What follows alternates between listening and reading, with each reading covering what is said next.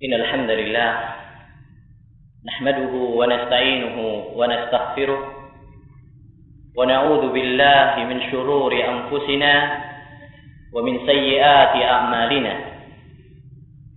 من يهده الله فلا مضل له ومن يضلل فلا هادي له أشهد أن لا إله إلا الله وحده لا شريك له وأشهد أن محمدا عبده ورسوله نبينا محمد وعلى آله وأصحابه ومن تبعهم بإحسان إلى يوم الدين.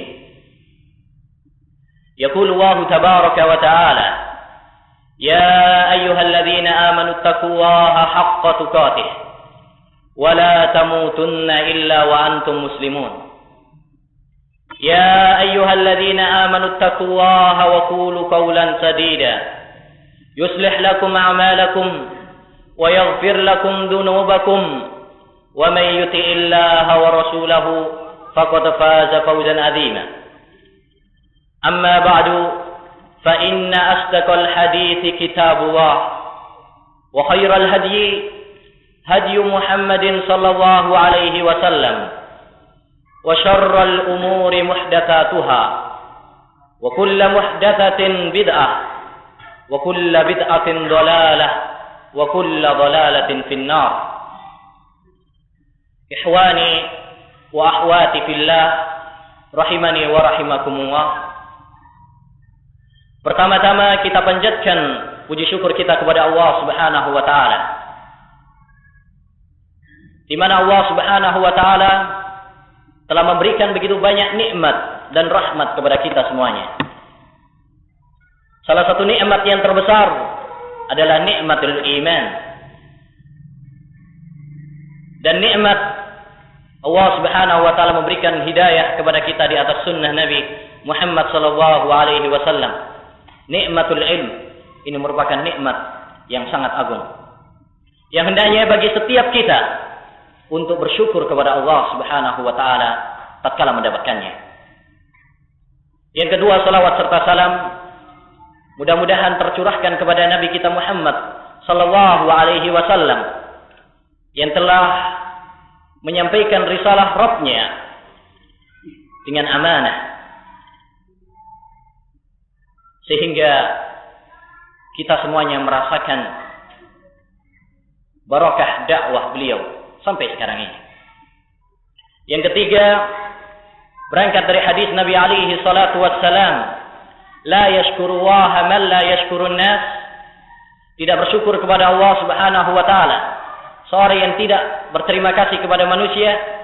Maka pada kesempatan yang berbarakah ini saya ucapkan terima kasih sebanyak-banyaknya kepada para asatidzah dan kepada para ikhwah semuanya yang telah mengatur jalannya acara yang berbarakah ini insyaallah taala, sehingga kita memohon kepada Allah Subhanahu wa taala agar menjadikan pertemuan kita ini adalah pertemuan yang berbarakah dan berfaedah bagi kita semuanya.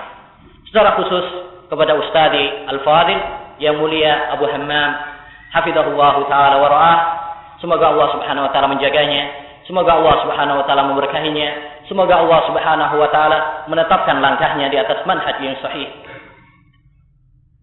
Yang keempat, saya juga ucapkan terima kasih kepada antum semuanya, ikhwan wa akhwati fillah rahimani wa rahimakumullah, yang telah bersemangat menghadiri majlisul ilm, majlisul dzikr, yang kita memohon kepada Allah Subhanahu wa taala agar menjadikan niat kita dan kepergian kita ini dinilai oleh Allah Subhanahu wa taala sebagai amalan ibadah yang berpahala.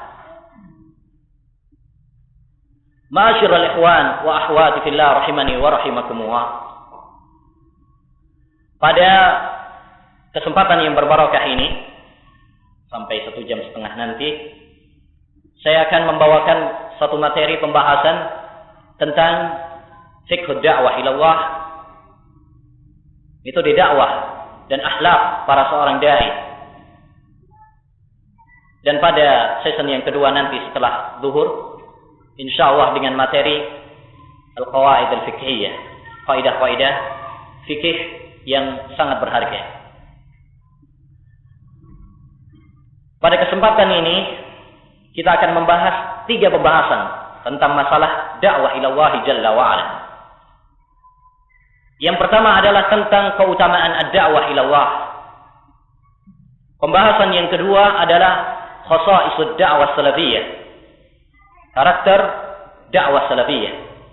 Yang ketiga adalah tentang akhlaqud du'a. Akhlak yang hendaknya seorang dai menghiasi dirinya dengan akhlak-akhlak tersebut. Pembahasan yang pertama adalah tentang keutamaan dakwah. Tidak diragukan lagi bagi kita semuanya bahwa dakwah merupakan amalan ibadah yang sangat mulia dan sangat utama. Begitu banyak ayat-ayat Allah Subhanahu wa taala dan hadis-hadis Rasulullah sallallahu alaihi wasallam yang menyebutkan tentang keutamaan dakwah. Saya akan menyebutkan sebagiannya.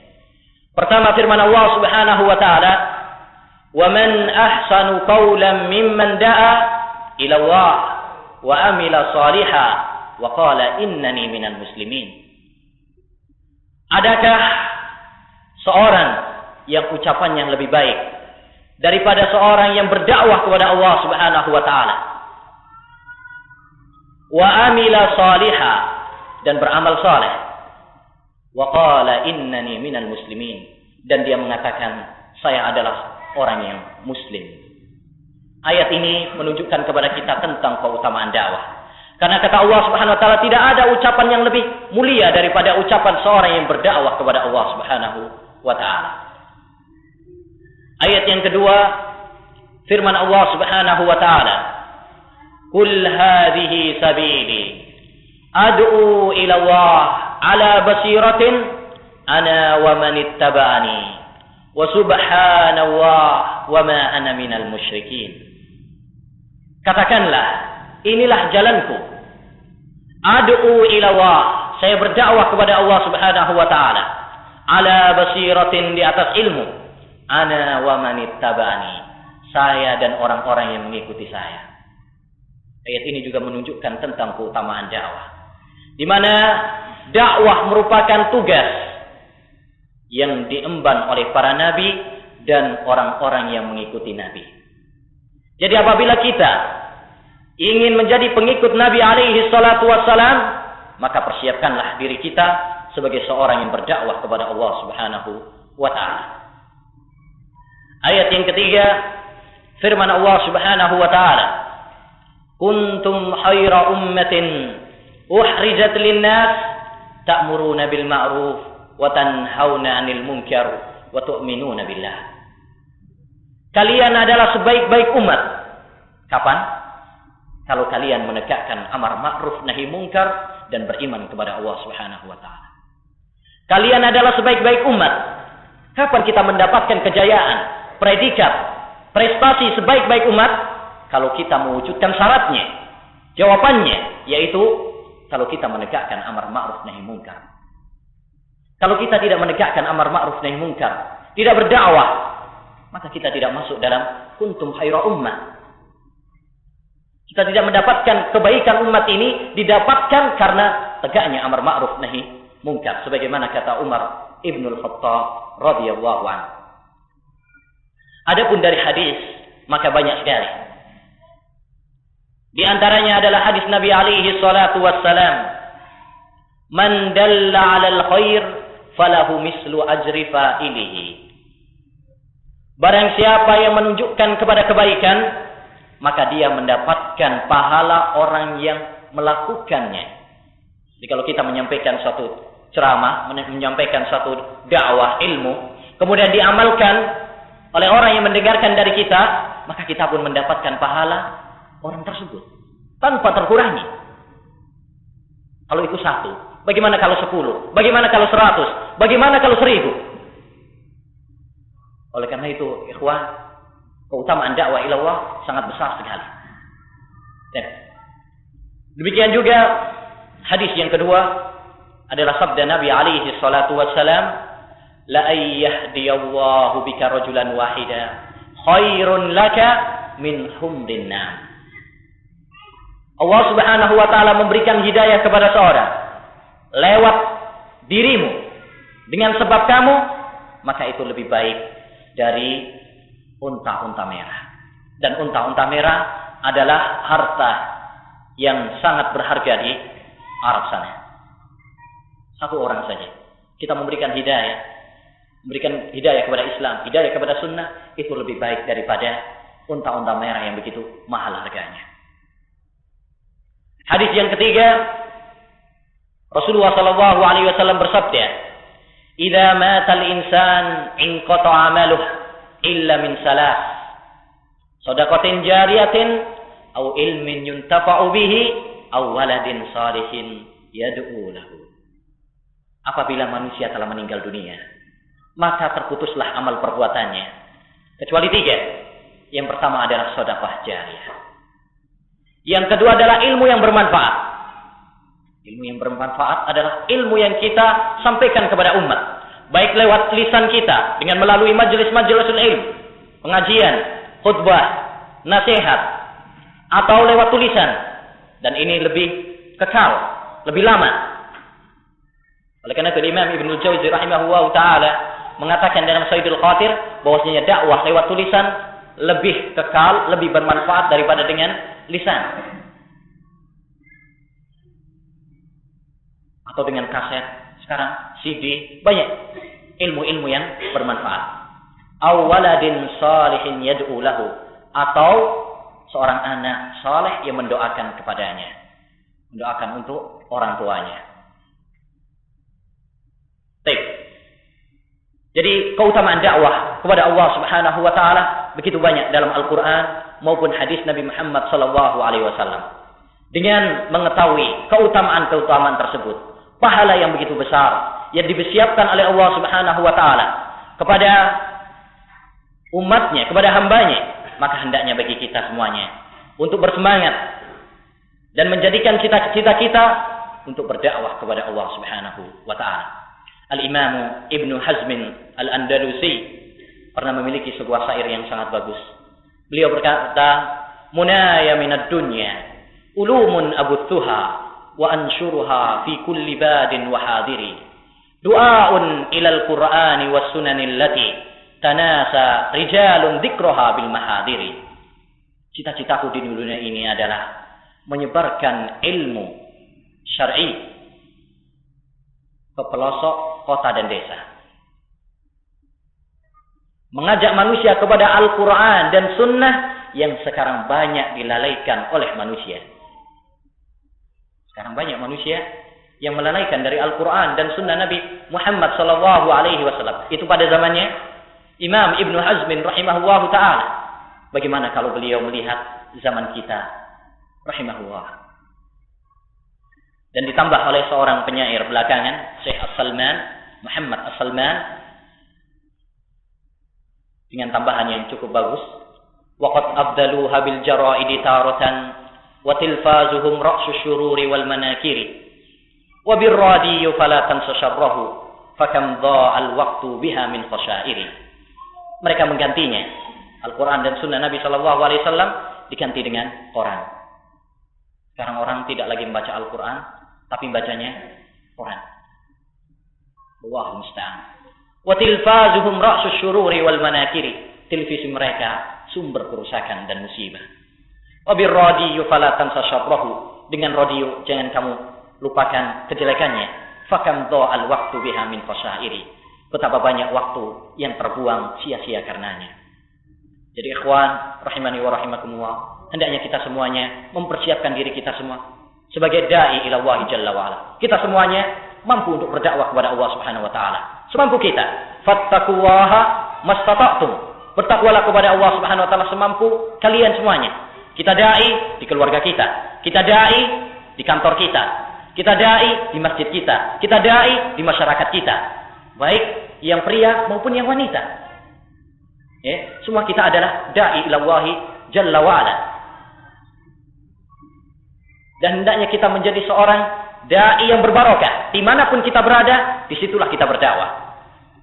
Menakjubkanku apa yang diceritakan oleh Syekh Muhammad bin Ismail Al-Muqaddam dalam kitabnya Ulul Himmah. Dia bercerita bahwasanya dia memiliki seorang teman Almania yang sangat bersemangat di dalam berdakwah. Ya. Sampai tidak sempat untuk liburan. Waktu untuk liburan sangat sulit bagi dia, nggak punya. Sehingga karena teman-temannya dan keluarganya kasihan sama dia, ya, suatu saat memaksa dia untuk liburan. Paksa untuk liburan, ya. Ya. Sehingga disiapkan kepada dia suatu tempat jauh dari tempat tinggalnya. Tapi karena seorang tersebut adalah seorang yang berbarokah dalam dakwah, tempat yang hutan, gersang dan sebagainya. Tetapi setahun berikutnya didatangi, nggak sampai setahun, beberapa bulan berikutnya didatangi oleh keluarganya tersebut. Ternyata dia telah mendirikan sebuah markas di sana. Ya, sebuah markas, tempat taklim, masjid. Ya, di sana ada orang-orang yang dia dakwahi, ya, tukang-tukang kebun dan sebagainya, sebagai seorang yang murid-murid dia. Jadi hendaknya kita semuanya bergerak. Dimanapun kita berada, kita berdakwah kepada Allah Subhanahu wa Ta'ala. Ini pembahasan yang pertama. Yang kedua adalah khasa'isud da'wati salafiyah. Karakter pilar-pilar dakwah as-salafiyah. Ada beberapa pondasi-pondasi penting yang dikibarkan oleh dakwah salafiyah, dan itu merupakan kekhususan atau karakter sifat yang dimiliki oleh dakwah salafiyah. Yang pertama adalah al-ihtimamu bit-tauhid. Sangat perhatian dengan masalah tauhid dan akidah. Sebagaimana yang dicontohkan oleh dakwah para nabi. Para nabi alaihi wassalatu wassalam, sebagaimana diceritakan oleh Allah Subhanahu wa Ta'ala dalam Al-Qur'annya, mereka semuanya berdakwah kepada tauhid. Lihatlah Nuh, lihatlah Hud, lihatlah Saleh. Nabi-nabi tersebut mengucapkan kepada kaumnya, "U'budullaha ma lakum min ilahin ghair." Sembahlah Allah Subhanahu wa Ta'ala semata, yang tidak ada sesembahan yang hak kecuali Dia. Itu dakwah mereka. Dan Allah Subhanahu wa Ta'ala berfirman, "Walaqad ba'atsna fi kulli ummatin rasula an i'budullaha wajtanibut taghut." Dan sungguh telah kami utus pada setiap umat seorang rasul. Apa seruan seorang rasul tersebut? Setiap umat pasti ada rasul yang menyerukan u'budullaha wajtanibut taghut. Beribadalah hanya kepada Allah Subhanahu wa Ta'ala semata dan tinggalkan tauhid, sesembahan selain Allah Subhanahu wa Ta'ala. Dan banyak ayat-ayat yang menerangkan kepada kita bahwa para nabi alaihi wassalatu wassalam memulai dan memprioritaskan dakwah mereka dengan dakwah tauhid. Karena tauhid merupakan fondasi utama. Apabila kita ingin membenahi umat, benahi dulu tauhidnya. Karena apabila mereka sudah menerima tauhid yang benar, maka akan mudah urusan-urusan yang lainnya. Idza mal aslu ulfiya ghairu zakin, fama tazku madad dahril furu'u. Ya, apabila pondasinya tidak baik, maka yang lainnya pun tidak akan baik selama-lamanya. Bagaimana kita akan menegakkan daulah Islamiyah? Bagaimana akan kita menegakkan khilafah Islamiyah kalau kesyirikan masih ada di mana-mana? Seorang yang ingin menegakkan daulah Islamiyah tanpa tauhid seperti seorang dokter yang ingin mengobati pasiennya, ya, padahal kepalanya sudah tiada. Yang terpenting adalah at-tauhid. Oleh karenanya lihat dalam sejarah dakwah Nabi alaihi wassalatu wassalam, 13 tahun beliau di Mekah, beliau berdakwah kepada tauhid tanpa mengenal lelah.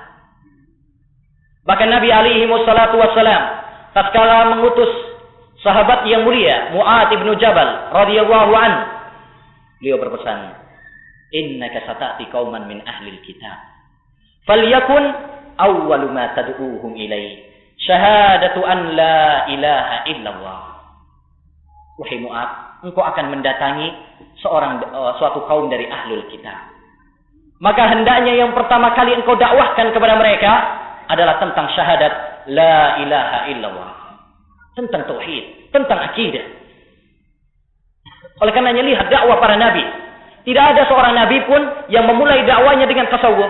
Tidak ada seorang nabi pun yang memulai dakwanya dengan khilafah. Tidak ada seorang nabi pun yang memulai dakwanya dengan jihad. Semua mereka memulai dakwahnya dengan at-tauhid. Ya. Oleh karenanya kita sebagai penerus perjuangan Nabi alaihi wassalatu wassalam hendaknya memprioritaskan tauhid sebagai prioritas utama dalam dakwah. Karena ya ikhwan, masyarakat apabila mereka sudah bertauhid, sudah menerima pasrah terhadap hukum Allah Subhanahu wa taala dan hukum Rasulullah sallallahu alaihi wasallam, maka setelah ini akan mudah baginya. Lihat apa yang dikatakan oleh Aisyah radhiyallahu anha. Seandainya pertama kali yang diwajibkan, yang didakwakan oleh Nabi alaihi salatu wasallam adalah tentang haramnya zina, tentang haramnya khamr, tentu mereka akan tidak menerima dakwah Nabi Muhammad alaihi salatu wasallam. Nah, itu sangat berat. Tapi karena sudah pasrah kepada hukum Allah dan pasrah terhadap hukum Rasulullah sallallahu alaihi wasallam, maka sami'na wa ata'na. Kita dengar dan kita taat. Dan itu dapat kita rasakan. Ya. Mungkin kita masih kalau belum menerima tauhid, mungkin masih pakai akal, ini enggak sesuai dengan akal dan sebagainya. Tapi karena pasrah terhadap hukum Allah dan pasrah terhadap hukum Rasulullah, fala wa rabbika la yu'minun hatta yuhakkimuka fi ma shajara bainahum thumma la yajidu fi anfusihim harajan mimma qadait wa yusallimu taslima. Ya. Jadi ini penting masalah at-tauhid.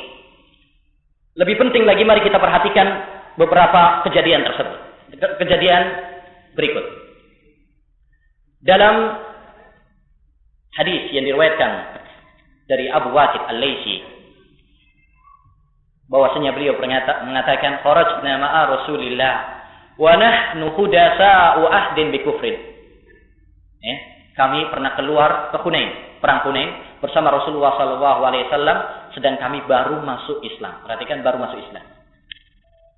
Famararna bi sajaratin tuqalu laha dzatu anwar. Kami melewati sebuah pohon yang dijadikan sebagai keramat oleh orang-orang musyrikin. Mereka meledakkan senjata-senjata mereka dengan pohon tersebut, yang dinamakan pohon tersebut sebagai dzatu anwar. Faqulna ya Rasulullah ij'al lana dzata anwar kama lahum dzatu anwar. Ya Rasul, buatkanlah untuk kami dzatu anwar sebagaimana mereka punya dzatu anwar. Apa yang dilakukan oleh Rasulullah? Rasulullah marah, Allahu Akbar, innaha sananu man kana qablakum. Maha besar Allah Subhanahu wa taala. Itu adalah jalannya orang-orang sebelum kalian. Seperti Banu Israel yang mengatakan kepada Musa alaihissalam tatkala diselamatkan oleh Allah Subhanahu wa taala, mereka mengatakan ij'al lana ilahan kama lahum alihah. Rasulullah marah kepada siapa? Kepada para sahabat yang baru masuk Islam.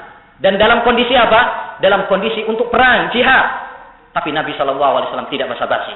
Karena ini adalah permasalahan akidah, permasalahan tauhid yang perlu ditanamkan terlebih dahulu. Sekalipun dalam kondisi jihad, sekalipun mereka adalah baru pertama masuk Islam.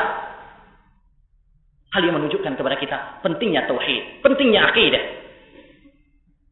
Bagaimana kita berjihad dengan para prajurit yang mereka tidak mentauhidkan Allah Subhanahu wa taala? Bayangkan, dalam perang Uhud saja Nabi Muhammad sallallahu alaihi wasallam dan bala tentaranya mengalami kekalahan. Padahal mereka tidak berbuat syirik, mereka hanya tidak taat kepada perintah Nabi alaihi salatu wasallam.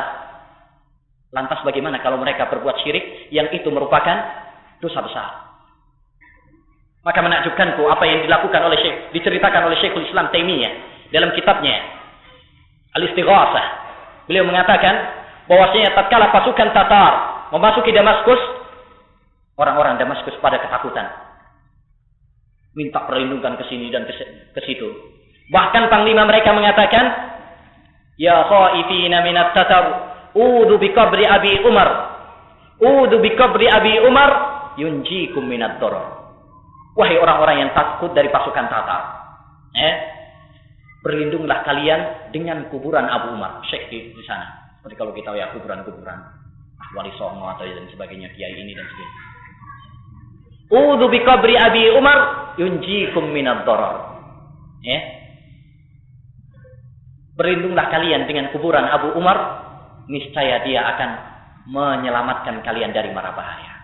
Kata Syekhul Islam Taimiyah rahimahullah taala, apabila kalian berperang dengan prajurit semacam itu yang tidak bertauhid kepada Allah Subhanahu wa taala, maka pasti akan kalah. Ya. Saya tidak mau berjihad dengan kalian selama dalam keadaan seperti ini. Akhirnya dia mengatakan kepada para orang-orang tokoh waktu itu, mari kita dakwah kepada tauhid dan sebagainya. Akhirnya mereka menerima tauhid, barulah kemudian mereka dapat memenangkan melawan pasukan Tatar. Yang kita tahu bahwasanya pasukan Tatar merupakan pasukan yang terbesar, yang kuat saat itu. Belum pernah dalam sejarah pasukan Tatar kalah seperti kalahnya dengan pasukan Syekhul Islam Taimiyah rahimahullah ta'ala. Hal yang menunjukkan kepada kita bahwasanya tauhid merupakan kunci kemenangan. Hal yang menunjukkan kepada kita juga bahwa tauhid merupakan kunci kemenangan, hadis Nabi Muhammad alaihi salatu wassalam dan riwayat Bukhari Muslim dari Abu Hurairah radhiyallahu anhu. Nabi mengatakan, "La tuqatilunnal yahud." Kalian akan berperang melawan orang-orang Yahudi. Ya, ini di akhir zaman. Nabi mengatakan kalian kepada para sahabat. Perhatikan fikih hadis ini. La tuqatilunnal yahud. Padahal ini akhir zaman, tapi Nabi memberikan khitab, memberikan pembicaraan ini kepada para sahabat. Apakah para sahabat akan hidup lagi di akhir zaman? Tidak. Tapi memberikan faedah kepada kita bahwasanya orang-orang yang memerangi Yahudi dan akan memenangkan Yahudi adalah seorang yang mengikuti jejak para sahabat Nabi alaihi salatu wasallam. La tuqatilunnal yahud hatta yakula asy-syajar wal hajar ya muslim ya abdallah hada yahudi warai faqtulhu. Ya, kalian akan memerangi orang-orang Yahudi sampai pohon, batu-batu mereka akan mengatakan ini orang Yahudi di belakangku. Bunuhlah dia. Wahai muslim, ya Abdullah. Di sini yang menjadi poin pembahasan kita tentang pentingnya tauhid. Ya muslim, ya Abdullah. Menghambakan kepada Allah Subhanahu wa taala, mentauhidkan Allah Subhanahu wa taala, pasrah dan tunduk kepada Allah Subhanahu wa taala. Dipanggil oleh pohon dan bebatuan tersebut dengan kata ya muslim, ya Abdullah. Hal yang menunjukkan kepada kita bahwa tauhid merupakan kunci kemenangan melawan orang-orang Yahudi. Yakinlah ayyuhal ikhwah bahwasanya dengan tauhid maka kejayaan Islam akan kembali. Dengan tauhid maka kemuliaan Islam akan kembali. Wa'adallahu alladhina amanu minkum wa 'amilus shalihat la yastakhlifannahum fil 'ard kama istakhlafa alladhina min qablihim wa la yumakkinanna lahum dinahum alladhi irtadha lahum wa la yubaddilanna lahum min ba'di khawfihim amna ya'budunani la yusyrikuna bi syai'a. Allah berjanji untuk menegakkan khilafah Islamiyah bagi orang-orang yang beriman sebagaimana telah diraih oleh generasi sebelum kita. Ya, tapi syaratnya apa? Akan diberi oleh Allah Subhanahu wa taala keamanan dan sebagainya. Ya'budunani la yusyrikuna bi syai'a.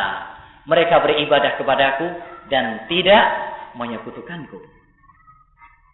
Ini syaratnya. Ya'budunani la yusyrikuna bi syai'a. Tauhid tanpa syirik. Jadi khilafah Islamiyah dapat kita raih dengan tauhid dan tidak menyekutukan Allah Subhanahu wa taala. Oleh karenanya dakwah kita yang kita dengung-dengungkan dan kita gembar-gemborkan adalah masalah yang paling prinsip, yaitu at-tauhid. At-tauhid. At-tauhid ya du'at al-Islam. Judulnya buku Syekh Al-Albani. At-tauhid awalan ya du'at al-Islam. Tauhid dulu wahai para dai. Nah, ini yang pertama. Yang kedua, pilar dakwah salafiyah adalah al-ihtimamu bi sunnatin Nabi sallallahu alaihi wasallam. Perhatian dengan sunnah Nabi Muhammad sallallahu alaihi wasallam. Dan ini adalah kunci yang kedua. Mereka selalu mengajak umat untuk kembali kepada sunnah Nabi Muhammad sallallahu alaihi wasallam. Dan dalil-dalil tentang perintah kita untuk mengikuti sunnah begitu banyak. Rasulullah Allah Subhanahu wa taala berfirman, "Qul in kuntum tuhibbuna Allah fattabi'uni. Katakanlah apabila kalian cinta kepada Allah, maka ikutilah saya. Itu Nabi Muhammad sallallahu alaihi wasallam. Imam Ibnu Katsir rahimahullah taala mengatakan, ayat ini merupakan timbangan bagi orang-orang yang mengaku cinta kepada Allah Subhanahu wa taala padahal dia tidak mengikuti Rasulullah sallallahu alaihi wasallam. Dia dusta dalam pengakuannya sampai dia mengikuti jalannya Nabi Muhammad sallallahu alaihi wasallam. Sekarang betapa banyak orang mengaku cinta Nabi, cinta Rasul. Tetapi sekedar mengaku tidak ada gunanya apabila tidak diwujudkan dalam amaliyah sehari-harinya.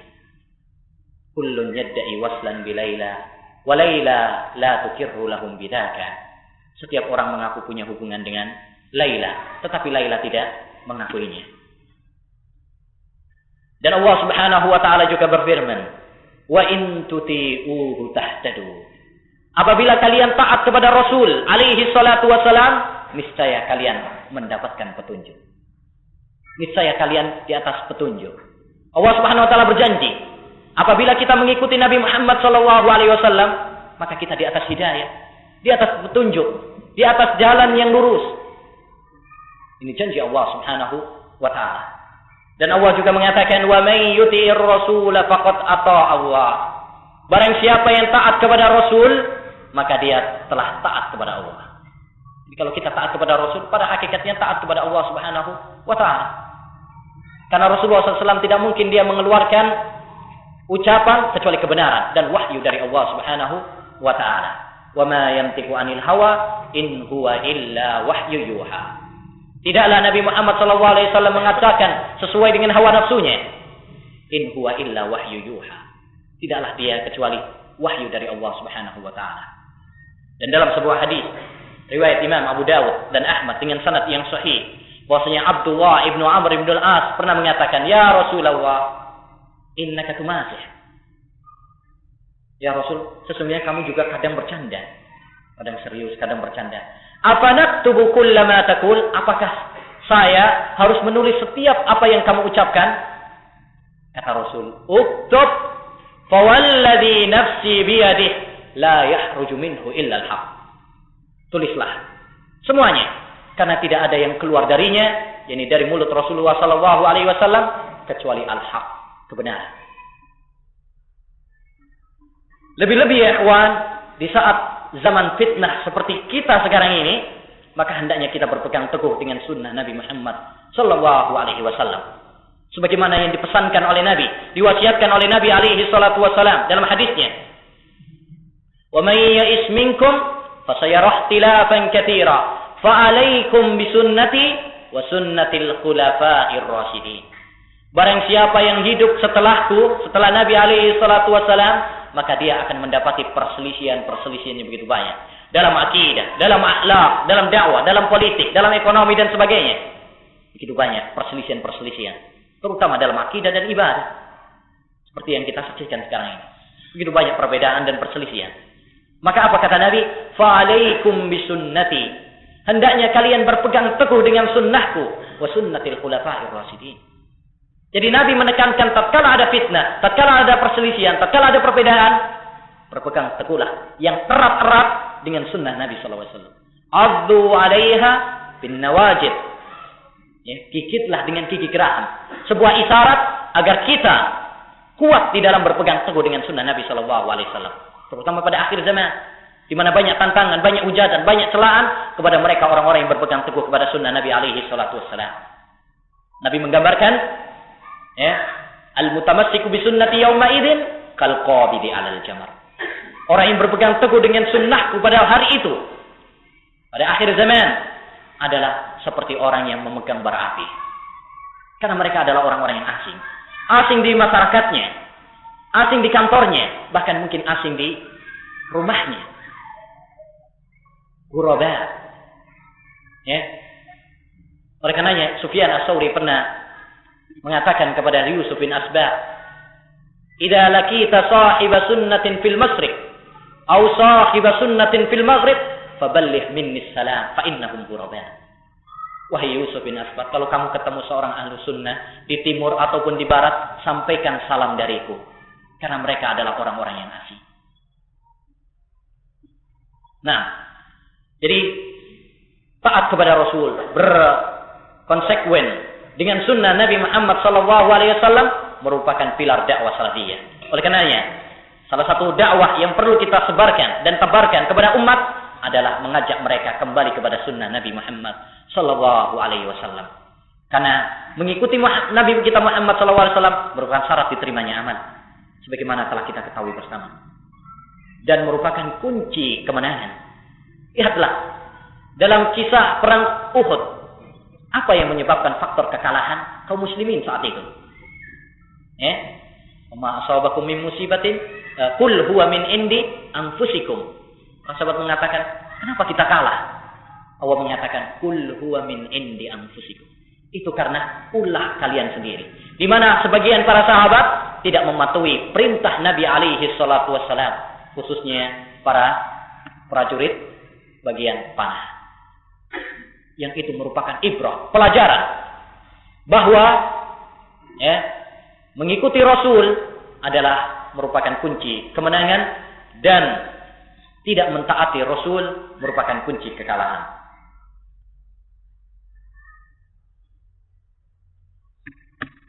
Baik. Dan termasuk berpegang teguh kepada sunnah Nabi alaihi salatu wassalam adalah dengan membenarkan semua ucapannya, mengamalkan perintahnya dan menjauhi larangannya, serta membela hadis Nabi Muhammad SAW dari segala hujatan. Pernah dikatakan kepada Yahya bin Ma'in rahimahullahu ta'ala, wahai Yahya, apakah kamu tidak takut apabila orang-orang yang engkau kritik tersebut mereka akan menuntutmu pada hari kiamat? Kata Yahya ibn Ma'in, mereka menuntutku lebih ringan bagiku daripada Nabi alaihi salatu wassalam yang menuntutku. Di mana beliau mengatakan, kenapa kamu tidak membela sunnahku? Nah, ini pilar dakwah yang kedua. Yang ketiga adalah al-i'timadu ala dalil bi fahmi salafis salih.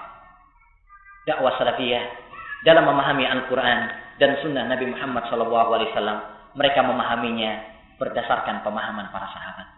Karena mereka adalah orang yang paling tahu tentang maksud Al-Quran dan tentang maksud hadis Nabi Muhammad SAW. Karena mereka hidup di saat wahyu turun. Kita saja kalau ada kejadian, misalkan kecelakaan, maka orang yang pertama kali tahu, yang paling mengerti adalah orang-orang sekitar. Ini logika gampangnya. Demikian juga siapa yang memahami, yang paling paham tentang Al-Quran dan tentang hadis Nabi SAW? Para sahabat. Karena saat turunnya Al-Quran dan saat Rasulullah SAW mengeluarkan hadisnya, yang hadir saat itu adalah para sahabat Nabi SAW. Jadi mereka lah orang yang paling paham tentang maksud Al-Quran seperti ini, maksud hadis seperti ini. Dan pemahaman para sahabat Nabi alaihi salatu wassalam dalam memahami Al-Quran dan Sunnah sangat penting sekali.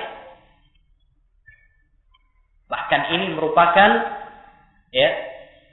batas pemisah sekarang ini di antara gerakan-gerakan dakwah. Ikhwani, kalau kita lepaskan pemahaman Al-Quran dan Sunnah Nabi dengan pemahaman masing-masing orang, tentu akan berbeda pemahaman masing-masing. Misalkan Al-Quran, kemudian udah pahami masing-masing. Sekarang mungkin di sini ada 200 orang.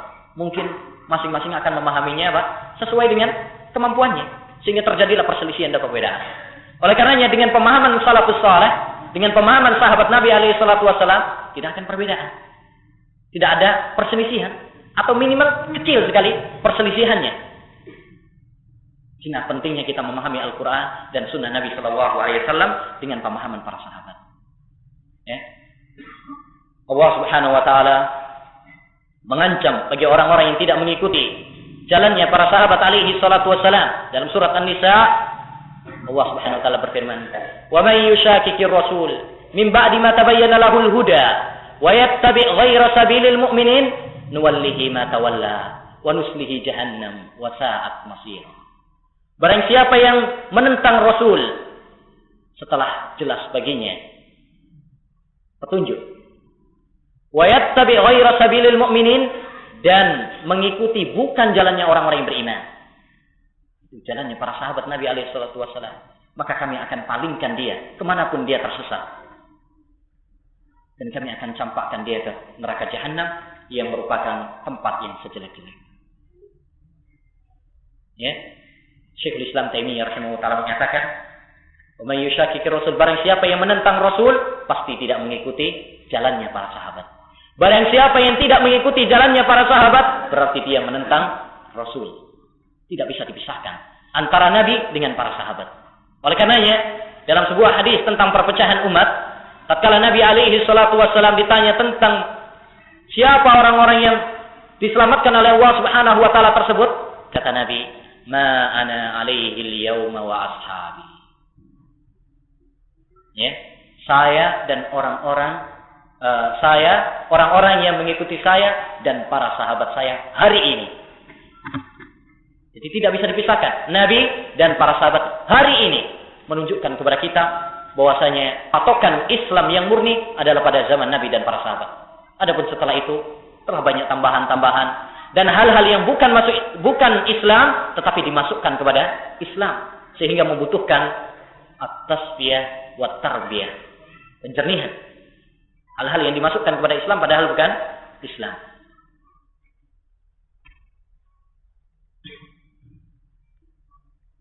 Apabila kita, ikhwani fillah rahimani wa rahim, memahami Al-Quran dan hadis Nabi SAW dengan pemahaman para sahabat, maka kita akan tenang dalam menghadapi fitnah. Suatu saat Rasulullah SAW pernah berada di atas Gunung Uhud bersama Abu Bakar, bersama Umar dan Utsman. Maka Nabi SAW waktu itu bergetar Gunung Uhud. Maka Nabi SAW bersabda, "Uthbut Uhud, fawalladhi nafsi biyadih." Ya. "Uthbut Uhud, fa inna 'alaika an-nabi was-siddiq wa syahida." Tenanglah wahai Gunung Uhud, karena di atasmu ada seorang nabi dan as-siddiq, yaitu Abu Bakar as-Siddiq, dan dua orang syahid, yaitu Umar dan Utsman. Lihatlah, Gunung Uhud menjadi tenang karena di atasnya adalah Nabi dan para sahabat yang diwakili oleh Abu Bakar, Umar dan Utsman. Maka bagaimana fitnah tidak tenang apabila kita semuanya berpegang kepada Al-Quran dan Sunnah dengan pemahaman para sahabat. Naam, para sahabat begitu banyak jasanya, begitu lurus pemahamannya. Kalau bukan karena mereka, ya, tentu kita semuanya akan bergoyang di atas fitnah. Laulahumu ulaika atba'un nabiyyi wa hizbuhu. Laulahumu ma kana fil ardi muslimu. Laulahumu kadat tamidu bi ahliha, lakin rawasiha wa autaduha hum. Laulahumu kanat dhalaman bi ahliha, lakin hum fiha budurun wa anjum. Mereka adalah sebagaimana kata Imam Ibnul Qayyim dalam mimiyahnya. Beliau mengatakan, mereka lah para pengikut Nabi dan pasukan Nabi alaihi salatu wassalam, para sahabat. Ya, ulaika atba'un nabi wa hizbuhu. Laulahum ma kana fil ardi muslimu. Seandainya bukan karena mereka, kalau tidak ada mereka, tidak ada seorang muslim pun di dunia ini. Karena yang menyebarkan Islam sehingga sampai kepada kita ini dengan perantara para sahabat. Ya, laulahum kadat tamidu bi ahliha. Kalau bukan karena mereka, ya, tentu akan tamidu bi ahliha. Semuanya kita akan bergoyang bumi ini. Lakin hum fiha, tetapi mereka adalah pasaknya, pakunya. Mereka lah yang menetapkan kita dari goyangan, dari getaran. Laulahum kanat dhalaman bi ahliha. Kalau seandainya bukan karena mereka, tentu kita di atas kegelapan. Lakin hum fiha budurun wa anjum. Tetapi mereka adalah pelitanya, mereka adalah rembulannya yang menerangi kita semuanya. Baik, pilar dakwah salafiyah yang selanjutnya adalah al-wuduh. Dakwah salafiyah ini adalah dakwah yang jelas, dakwah yang terang, tidak tersembunyi-sembunyi. Allah Subhanahu wa taala berfirman, "Qul hadhihi sabili." Katakanlah, terang, jelaskan. Wa man ahsanu qawlan mimman da'a ila Allah wa amila shalihan wa qala innani minal muslimin. Dan berkata, saya adalah seorang muslim. Jadi dakwah ini adalah dakwah yang terang, tidak tersembunyi. Ya. Rasulullah SAW juga bersabda, "Taraktukum ala bayda naqiyah, lailuha kanahariha, la yazighu anha illa halik." Saya tinggalkan kalian di atas putih jernih. Malamnya seperti siangnya. Tidak ada yang menyimpang darinya kecuali orang yang binasa. Jadi dakwah salafiyah, dakwah Nabi dan para sahabatnya adalah dakwah yang jelas. Tidak perlu sembunyi-sembunyi. Tidak perlu gerakan bawah tanah. Tidak perlu baiat-baiat yang terselubung. Tidak perlu. Karena dakwah ini adalah dakwah yang jelas. Semua orang boleh mengikutinya. Semua orang boleh mengikutinya. Boleh hadir dalam majelisnya. Siapapun dia. Karena dakwah ini adalah dakwah hak. Tidak perlu disembunyikan. Umar bin Abdul Aziz rahimahullah ta'ala. Dalam riwayat Imam Ahmad dalam Az-Zuhud. Dan Ad-Darimi dalam sunannya. Pernah mengucapkan suatu ucapan yang bagus. Beliau mengatakan. Idza ra'aita qauman yatanajawna fi amri dinihim bi syai'in dunal amah fa'lam annahum ala ta'sisi dhalalah. Apabila kamu mendapati suatu kaum yang mereka berbisik-bisik soal agama, khusus untuk saja berbisik-bisik, untuk orang-orang khusus, bukan untuk umum, fa'lam annahum ala ta'sisi dhalalah. Ketahuilah bahwasanya mereka sedang membangun kesesatan. Jadi dakwah kita adalah dakwah yang jelas, dakwah yang terang, dakwah yang tidak tersembunyi. Karena kalau kita merasa di atas al-haq, kenapa kita harus sembunyi-sembunyi?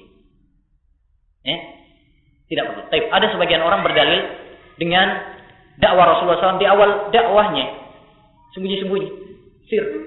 Atau kisah Nabi Ibrahim alaihissalam kita katakan itu permulaannya. Di awal-awal karena lemahnya keadaan waktu itu. Tapi setelah Nabi Muhammad SAW memiliki kekuatan, tidak lagi kemudian beliau tersembunyi-sembunyi dalam dakwah. Itu memang pada asalnya seperti itu ya. Nah, jadi dakwah kita adalah dakwah yang jelas, yang as-sadqu bil haq, terang-terangan di dalam kebenaran, tidak tersembunyi. Baik. Hal ini menunjukkan kepada kita bahwa seorang walaupun dia lemah lembut di dalam seharusnya lemah lembut di dalam berdakwah, tapi hal itu bukan berarti kemudian kita terang-terangan di dalam kebenaran. Perhatikan hadis Nabi Shallallahu Alaihi Wasallam ketika ditanya oleh Amr bin al-As, ya Rasulullah, man ahabbun nasi ilaik? Wahai Rasulullah, siapa orang yang paling kamu cintai? Rasulullah mengatakan Abu Bakar. Amr bin al-As karena saking dekatnya dengan Nabi alaihi salatu wasallam, dia merasa bahwa dialah orang yang paling dicintai oleh Nabi alaihi salatu wasallam. Sehingga bertanya, siapa yang paling kamu cintai wahai Nabi? Rasul mengatakan Abu Bakar. Belak-belakan, terang-terangan. Afwan. Yang pertama adalah Aisyah. Aisyah. Qala wa minar rijal. Kalau mungkin masih ada peluang ini. Itu kan Aisyah perempuan. Kalau laki-laki mungkin masih ada peluang. Qala wa minar rijal. Kalau laki-laki, qala abuha, bapaknya. Di sini Rasulullah SAW sekalipun beliau berlemah lembut dengan para sahabatnya, tapi hal itu bukan berarti kemudian beliau tidak belak-belakan di dalam kebenaran, tidak basa-basi di dalam menerangkan kejujuran. Baik, perhatikan juga hadis Nabi alaihi salatu wassalam. Dalam sejarah sirah, di mana orang-orang Taif waktu itu setelah Nabi Fathu Mekah, Nabi Shallallahu Alaihi Wasallam gencar menghancurkan patung-patung dan berhala-berhala. Orang-orang Taif datang beberapa gerombolan dari mereka, utusan untuk meminta kepada Nabi Shallallahu Alaihi Wasallam agar toleransi. Ya Rasul, mereka ini masih baru. Kalau kita langsung hancurkan mungkin belum kuat. Ini para wanita dan anak-anak. Tolong dikasih waktu 1 tahun. Kata Nabi, tidak. Akhirnya mereka nawar lagi. Ya kalau enggak sampai setengah tahun, sampai sebulan, sampai seminggu, Nabi tetap mengatakan tidak. Tidak ada apa? Toleransi. Karena ini masalah akidah, kejujuran. Jadi dakwah salafiyah bukan dakwah yang basa-basi, bukan dakwah yang pelin-pelan.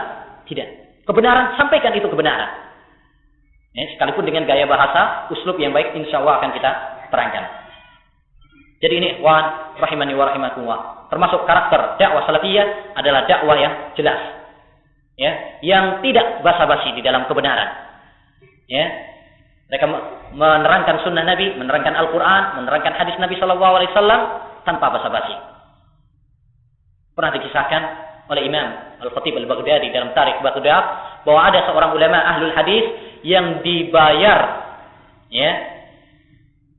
600 dinar, dan itu uang yang banyak, agar dia tidak berbicara masalah rawi, fulan kadzdzab, fulan pendusta dan sebagainya. Dia mengatakan tidak mungkin. Tidak mungkin saya menerima uang untuk diam dari kebenaran. Demikian hendaknya dakwah salafiyah. Dakwah yang tidak mengenal basa-basi. Sekalipun diberi iming-iming apapun, seperti Nabi SAW tatkala dakwahnya dikasih iming-iming wanita yang cantik, harta yang banyak, pangkat yang tinggi, dan sebagainya. Tapi Nabi SAW tidak tertipu dengan dunia tersebut. Termasuk yang keempat, karakter dakwah salafiyah juga adalah asyumul, dakwah yang menyeluruh. Allah Subhanahu wa taala berfirman, "Ya ayyuhalladzina amanu dkhulu fis silmi kafah." Wahai orang-orang yang beriman, masuklah kalian ke agama Islam ini seluruhnya. Jangan ambil agama Islam ini sebagian dan meninggalkan sebagiannya. Agama Islam ini adalah agama yang sempurna, telah mengatur semua aspek kehidupan manusia. Dari masalah akidah, dalam masalah ibadah, masalah akhlak, dalam masalah ekonomi, politik, dakwah, semuanya diatur dalam Islam. Jangan seperti orang-orang Yahudi, apa tu'minuna bi ba'd wa takfuruna bi ba'd. Kalian beriman dengan sebagian, kufur terhadap sebagian. Tidak. Kita ambil seluruhnya. Jangan mengambil tauhidnya, ngambil dari salaf. Adapun kalau politik, ngambil dari selain salaf. Kalau masalah akhlak, ngambil lagi dari golongan lain lagi. Tidak. Dakwah salafi, Islam adalah seluruhnya. Ambil seluruhnya. Nah, ini satu hal yang sangat penting sekali. Bahwa karakter dakwah as-salafiyah adalah dakwah yang keseluruhan. Baik dalam masalah akidah, dalam masalah ibadah, dan dalam masalah akhlak, dan sebagainya. Dan kita mengambil dakwah salafiyah dalam masalah akidah. Setelah dalam berkaitan tentang akhlak, tidak. Ini satu kesalahan. Nah, berkaitan dengan asyumul, bahwasanya dakwah salafiyah adalah syumul, menyeluruh. Saya teringat kepada satu pembahasan yang penting, bahwasanya tidak ada dalam Islam perkara yang parsial, perkara yang kulit. Sebagian orang mengatakan kalau membahas masalah jenggot, masalah jilbab, atau masalah shaf, atau masalah isbal, mengatakan ini masalah-masalah yang sepele. Yang terpenting bagi kita adalah masalah daulah, bagaimana masalah negara, bagaimana ekonomi umat sekarang ini. Itu yang paling penting. Masalah-masalah seperti itu adalah tidak penting untuk dibahas. Kita katakan, kalau masalah seperti itu yang kalian anggap enteng saja, kalian tidak bisa menyelesaikan, bagaimana kemudian masalah yang besar? Kan mengatakan itu masalah kecil. Yang kecil saja nggak bisa, apalagi kemudian yang besar. Mereka mengatakan ini perkara kulit. Apakah kulit kemudian tidak penting bagi sebuah buah? Coba kalau ada buah tanpa kulit. Jadi tidak ada dalam agama Islam ini kulit itu. Tidak. Semua dalam agama Islam ini inti. Semua syariat Islam hendaknya kita ambil semuanya. Perhatikan hadis Nabi SAW tentang masalah puasa. La yazalun nasu bi khair ma ajjalul fitra wa akhirus sahur. Manusia ini akan mendapatkan kebaikan selama mereka mendahulukan berbuka dan mengakhirkan sahur. Masalah mungkin yang sepele. Masalah mendahulukan berbuka dan mengakhirkan sahur. Masalah yang kecil mungkin. Tetapi perhatikan hadis Nabi SAW, bagaimana dia menggabungkan dengan kebaikan, kemenangan. Hal yang menunjukkan kepada kita pentingnya masalah syumul ini. Hendaknya kita mengambil agama Islam ini secara keseluruhan. Tidak boleh kita meremehkan salah satu cabang syariat Islamiyah. Lihat juga kisahnya Umar bin Khattab radhiyallahu anhu. Tatkala beliau ditusuk dan sakit parah, Bahkan dikisahkan dalam sejarahnya, Umar bin Khattab saat itu apabila diminumkan air susu, maka keluar dari ususnya. Pada saat seperti itu, ada seorang pemuda yang berziarah kepada beliau dengan melembrekkan kain celananya. Setelah berpaling, dilihat oleh sahabat Umar bin Khattab, dipanggil, "Ya Abdullah, irfa' izara, fa innahu atqa li rabbik wa anqa li sawbik." Wahai hamba Allah, ya, bertakwalah kepada Allah Subhanahu wa taala. Angkatlah celana kakimu, celanamu, ya, kain celanamu itu, karena itu lebih bertakwa kepada Rabbmu dan lebih bersih bagi celanamu. Dalam kondisi yang seperti itu, Umar bin Khattab radhiyallahu an memperhatikan masalah isbal. Kalau orang kita sekarang mungkin jangankan ketika sakit, ya, ketika sadar, sehat dan sebagainya akan menyepelekan masalah itu. Masalah jenggot, masalah isbal, itu masalah-masalah yang sepele. Baik. Masalah yang termasuk karakter dakwah ini juga adalah al-wasthiyah wal i'tidal. Adalah tengah-tengah. Tidak berlebihan dan tidak juga meremehkan. Mereka tengah-tengah. Allah Subhanahu wa taala berfirman, "Wa kadzalika ja'alnakum ummatan wasata litakunu syuhada'a 'alan nas." Demikianlah kami menjadikan kalian umat yang tengah-tengah agar kalian menjadi saksi bagi manusia. Jadi Ahlus Sunnah wal Jamaah dia tengah-tengah. Di antara Khawarij dan Murji'ah, di antara Qadariyah dan Jabriyah, di antara sebagaimana diterangkan oleh Syekhul Islam Taimiyah secara panjang dalam kitabnya Al-Aqidah Al-Wasithiyah. Jadi tidak berlebihan dan tidak meremehkan. Ini termasuk karakter dakwah salafiyah. Bahkan dalam cinta saja, Nabi Muhammad SAW mengajarkan kepada kita agar tengah-tengah. Ahbib habibaka haunan ma, asa ayyakuna baghidaka yauman ma. Wabghid baghidaka haunan ma, asa ayyakuna habibaka yauman ma. Cintailah orang yang kamu cintai itu sedang-sedang saja. Karena bisa jadi suatu saat, suatu hari dia menjadi musuhmu. Ya. Dan bencilah orang yang kamu benci itu sedang-sedang saja. Karena bisa jadi orang yang kamu benci sekarang suatu saat menjadi orang yang kamu cintai, teman. Sekarang banyak orang yang dulu adalah musuh kita, tapi karena kita alhamdulillah sama-sama mendapatkan hidayah, akhirnya menjadi teman yang akrab bagi kita. Ya kan? Lihat para sahabat Nabi alaihissalam, dulu perang, ya. Tapi setelah sama-sama masuk Islam, mereka menjadi umat yang bersaudara. Demikian. Jadi sikap yang tengah-tengah. Tidak boleh kita berlebihan. Halakal mutanatti'un. Salasan. Nabi SAW mengulanginya 3 kali. Celakalah orang-orang yang berlebihan. Jadi kita ya kawan, dalam bertindak, ya, jangan sampai ya, menyepelekan dan jangan sampai berlebih-lebihan. Itulah hendaknya. Sikap tengah-tengah adalah sikap yang bagus. Dalam menyikapi fitnah demikian juga. Diceritakan suatu saat saya mendapatkan faedah dari Syekhuna Suami Muhammad. Beliau pernah menceritakan tentang Al-Imam Az-Zahabi atau Daruqutni. Awal pertama kali masih muda, ya, dia ketika mengkritik seorang pedas. Kata-katanya pedas, fulan, kadzdzab, dajjal dan sebagainya. Ya, pada akhir-akhirnya setelah agak tua, kata-katanya lebih lembut. Ya. Imam Zahabi atau Ad-Daruqutni mengomentari, yang pertama masih muda, yang kedua sudah tua. Maksudnya apa? Hendaknya seorang, terutama para pemuda atau baru-baru mengenal dakwah ini, biasanya apa? Berlebihan, keras, plus. Ya. Hendaknya kita semuanya tengah-tengah. Hendaknya kita mendidik diri kita di atas tengah, tidak berlebihan dan tidak juga meremehkan. Baik. Termasuk karakter dakwah salafiyah juga zammul furqati wal ikhtilaf. Mencela perselisihan dan perpecahan.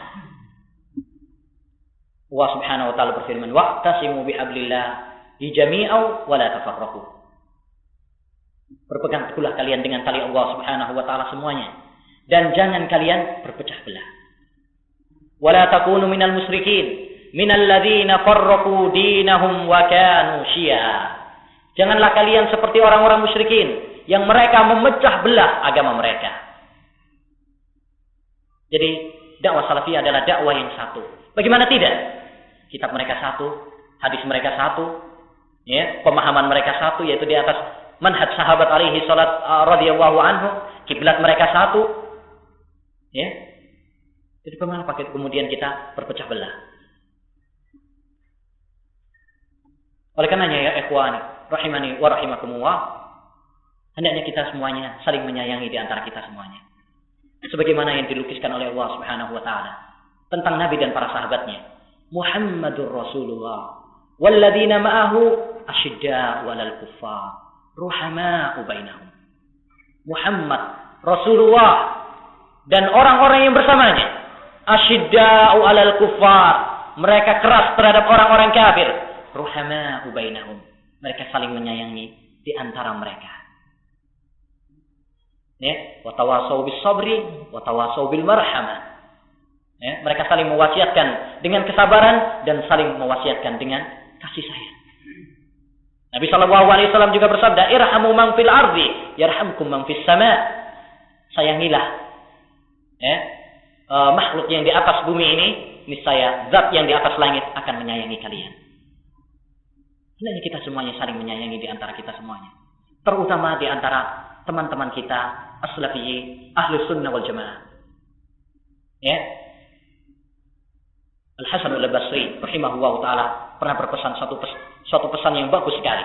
Hendaknya kita semuanya ya, melukisnya dalam hati kita semuanya.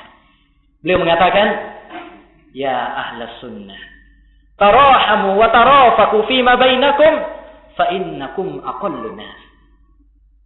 Wahai ahlus sunnah, hendaknya kalian saling menyayangi di antara kalian, karena kalian adalah orang yang paling sedikit. Kita paling sedikit jumlahnya di antara kelompok-kelompok yang lain. Nabi SAW mengatakan, ya, umatku akan berpecah menjadi 73 golongan. 72 masuk neraka kecuali satu. Bukankah itu sedikit? Dan itu dapat kita rasakan. Ya, apakah setelah sedikitnya kita, kemudian kita berpecah belah? Hendaknya kita saling menyayangi di antara kita semuanya. Nah, apabila, dan hendaknya kita saling tasabbut, ya, apabila kita mendengar kabar yang miring tentang saudara kita, jangan tersesat dalam menanggapinya, dalam meresponnya. Betapa banyak gosip, isu yang beredar hanya sekedar isu. Rasulullah SAW bersabda, "Kafa bil mar'i kadiban ayyuhaddisa bi kulli nahsani." Cukuplah sebagai kedustaan kalau seorang menceritakan setiap yang dia dengar. Dahulu juga pernah dikatakan, "Wa ma afatul ahbari illa ruwatuha." Tidaklah kecacatan kabar kecuali dari para penukilnya. Cacatnya berita itu dari penukilnya. Dia tambah-tambahi, ya, dikurangin, ya, karena ada satu ucapan gitu aja kemudian banyak sekali bumbu-bumbunya, sehingga meretakkan antara juru dakwah. Dan itu yang kita sayangkan. Oleh karena hendaknya kita semuanya tasabbut. Ya ayyuhalladzina amanu, in ja'akum fasiqun binaba'in fatabayyanu. Ini sekarang yang banyak kehilangan di antara kita semuanya. Ya, baru mendengar dari sini langsung disampaikan dan tidak, harus tasabbut ya akhi dalam menyampaikan kabar, dalam menyampaikan berita. Ya, ini adalah manhaj yang diajarkan oleh Islam dan oleh Rasulullah SAW. Baik, kalau memang berita tersebut benar, maka hendaknya kamu kedepankan husnudzon kepada saudaramu. Jangan kedepankan suudzon, ya, jelek sangka. Umar bin Khattab radhiyallahu anhu pernah mengatakan, ya, apabila kamu mendapatkan suatu ucapan dari saudaramu muslim, ya, maka janganlah kamu berburuk sangka terhadapnya selagi kamu masih memiliki celah untuk berbaik sangka terhadap ucapan tersebut. Ya, berikanlah udzur terhadap saudara, mungkin maksudnya adalah begini dan begini. Al-mu'minuna adz-dzahirun. Orang mukmin itu adalah orang yang memberikan udzur. Ya, mungkin maksudnya ustaz itu begini atau begini dan sebagainya. Husnudzon kepada saudara kita. Kenapa kemudian kita mencari-cari kesalahan, kemudian memperlebar kesalahan? Ya, jadi ini nasihat kepada kita semuanya. Apalagi pada saat fitnah seperti ini, ikhwan, rahimani wa rahimakumullah, hendaknya kita menjaga lisan kita, memperbaiki diri kita. Dahulu Sulaiman al-A'mash rahimahullah taala, tatkala terjadi fitnah di Kufah, ya, tatkala terjadi fitnah di Kufah, Al-Hasan bin Al-Qur mengumpulkan para ulama di rumahnya. Kemudian majulah Sulaiman Al-A'mas pada mereka, mengatakan 3 kunci menghadapi fitnah. Rahimallahu ra'an malaka lisanahu wa kaffa yadahu wa alaja ma fi sadri. Semoga Allah Subhanahu wa taala merahmati seorang yang menjaga lisannya, seorang yang menjaga tangannya, seorang yang memperbaiki hatinya. Setelah itu kemudian disuruh bubar, enggak usah banyak-banyak, enggak usah lama-lama ngumpul diskusi kesana kemari, udah bawa 3 kunci ini menghadapi fitnah di Kufah. Demikian juga tatkala kita menghadapi fitnah, tahan lidah-lidah kita. Ya, terutama para pemula-pemula, ya, hendaknya kita menahan lidah-lidah kita. Karena betapa banyak masalah yang sedikit kemudian diperlebar. Yang memperuncing permasalahan ini kadang para murid-murid yang masih baru-baru dan sebagainya. Ya, jangan kita memperuncing fitnah. Jangan kita memperlebar fitnah. Hendaknya kita matikan api fitnah dan berusaha dengan doa dan dengan usaha untuk merapatkan barisan kita semuanya menuju persatuan, menuju ukhuwah Islamiyah yang kita idam-idamkan. Nah, termasuk karakter dakwah salafiyah juga taqdirul masalih wal mafasid. Mereka sangat memperhatikan maslahat dan madarat dalam dakwah ila Allah Jalla wa Ala. Rasulullah sallallahu alaihi wasallam pernah bersabda kepada Aisyah radhiyallahu anha, "Laula anna qaumaki hadisu ahdin bi kufrin lahadamtul Ka'bata wa la ja'altuha ala qawaidi Ibrahim." Wahai Aisyah, seandainya kaummu bukan kaum yang masih baru masuk Islam, ya, tentu saya akan menghancurkan Ka'bah dan saya akan menjadikannya di atas qawaid Ibrahim. Pondasi yang dibangun oleh Nabi Ibrahim alaihi salatu wassalam. Tapi Nabi sallallahu alaihi wasallam tidak melakukannya karena dia menilai bahwa dengan membongkar Ka'bah dan dengan merubahnya di atas pondasi-pondasi Nabi Ibrahim akan mendatangkan kerusakan yang lebih besar. Dari sini dapat kita ambil faedah bahwasanya seorang dai yang berdakwah kepada Allah Subhanahu wa taala hendaknya melihat, tatkala dia berdakwah hendaknya dia melihat apakah akan menghasilkan madarat yang lebih besar ataukah tidak. Ya. Apabila kamu berdakwah mengingkari suatu kemungkaran lalu menimbulkan kerusakan yang lebih besar, maka haram hukumnya bagimu untuk mengingkarinya. Haram. Ya. Perhatikan hadis Nabi sallallahu alaihi wasallam dari Anas bin Malik tentang kisah Arab Badui yang kencing di masjid. Bagaimana Nabi alaihi salatu wassalam tatkala melihat seorang Badui yang kencing di masjid, bukankah itu kemungkaran? Kemungkaran. Tapi tatkala para sahabat sudah marah itu ya, sudah siap-siap mau gebukin apa-apa itu, ya, nggak kuat. Tapi Nabi SAW menahan mereka, sabar, ya, tunggu sampai selesai. Setelah selesai, menyuruh pada para sahabat untuk ngambil air untuk menyiramnya. Ini juga merupakan kaidah. Bahwasanya tatkala mengingkari kemungkaran, lihat, ya, madarat yang akan kita ingkari. Nabi SAW bukan berarti diam dari kemungkaran, tidak. Itu suatu kemungkaran. Tetapi apabila diingkari akan menimbulkan kerusakan yang lebih besar. Satu, orang tatkala masih tengah-tengah kencing kemudian diingkari, apa yang terjadi? Coba, kita tengah-tengah kencing kemudian ya, diputus. Itu pertama, memadaratkan orang tersebut. Yang kedua, akan memperlebar najis. Mungkin malah nyiprat sana. Kalau lari coba, ya, dimarahin sama Nabi kemudian lari. Ya, sudah kena bajunya, udah malah kena masjidnya, ya kan, malah memperlebar najis. Ini kerusakan yang lebih besar. Berarti di sini Nabi SAW bukan berarti tidak mengingkari kemungkaran, tapi menunggu. Ya, karena dia kalau diingkari saat itu akan menimbulkan kerusakan yang lebih besar. Jadi seorang dai, seorang yang berdakwah kepada Allah Subhanahu wa taala, jangan terbawa oleh emosi. Ya, hendaknya kita berpikir panjang. Tatkala kita berdakwah, apakah akan menimbulkan kerusakan yang lebih besar ataukah tidak? Al-Imam Ibnu Qayyim rahimahullah taala pernah mengatakan dalam kitabnya Madarijus Salikin sebuah kaidah yang sangat bagus. Dia mengatakan, apabila kita kebingungan untuk mengetahui satu hukum, apakah ini haram atau tidak, maka lihatlah kepada mafsadahnya. Apakah mafsadahnya lebih besar ataukah manfaatnya yang lebih besar?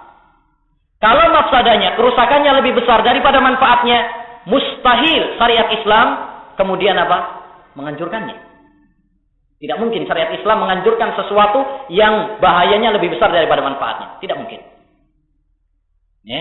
Kalau ada sesuatu yang madaratnya lebih besar dari manfaatnya, pasti syariat Islam melarangnya.